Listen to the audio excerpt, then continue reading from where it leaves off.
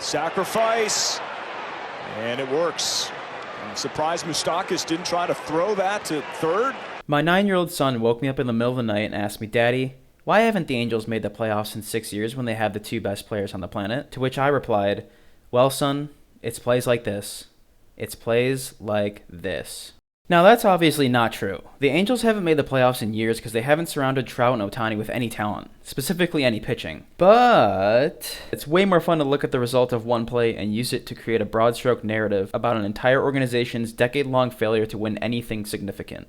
Alright, so let's do it. The Astros had first and second with no outs and Martin Maldonado up to the plate. He's not a very good hitter, so it's likely that he would have bunted in this situation. And the Angels know this, so they have the corner infielders up. Alright, so right off the bat, this is not a good bunt, for two reasons. Number one, he hit it pretty much right at Moustakas, and number two, he hit it in the air. And the second one is really important because you can see both Julks and Pena both freeze because they think Moustakas has a good chance to catch it in the air. Once he has the ball, he has to decide whether he wants to go to third, second, or just take it to first. You can see the catcher is telling him to throw to third, and the middle infielders are telling him to throw to second. But he makes the worst decision out of the three and just takes it to first. Moustakas probably thought that the runners got a better jump than they actually did, but even then he had teammates telling him to get the lead runner. The worst part of that play though is that Maldonado wasn't running, so it would have been an easy double play. Here's why it matters. Mauricio Dubon comes up next, and instead of having two outs with the runner on second or third, it's second and third with just one out. So now they have to pitch him differently because they need a strikeout.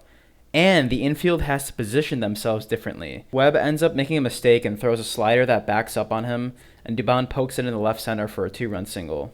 And of course, in true baseball fashion, the Angels went on to lose by 2 runs, going down in order 1, 2, 3 in the 9th. So who are the Angels? They're what we thought they were. But they are who we thought they were.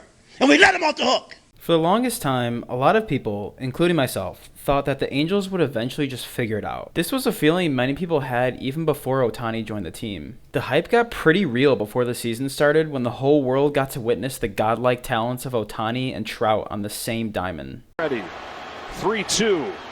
He struck him out! Ohtani strikes out Trout, and Japan's back on top of the baseball world. That excitement was soon met with the reality that the Angels still didn't have enough pitching. And so here we are, another disappointing, middle-of-the-road season. Except this time, it came with a looming decision to make. What will the Angels do at the deadline? Will they try to acquire some pitching, take one last crack at a playoff push? Or do they become the team that traded Ohtani, recoup a couple prospects, and cry themselves to sleep at night thinking about what could have been? Whether they trade him or not, I have faith that the Angels will make the wrong decision.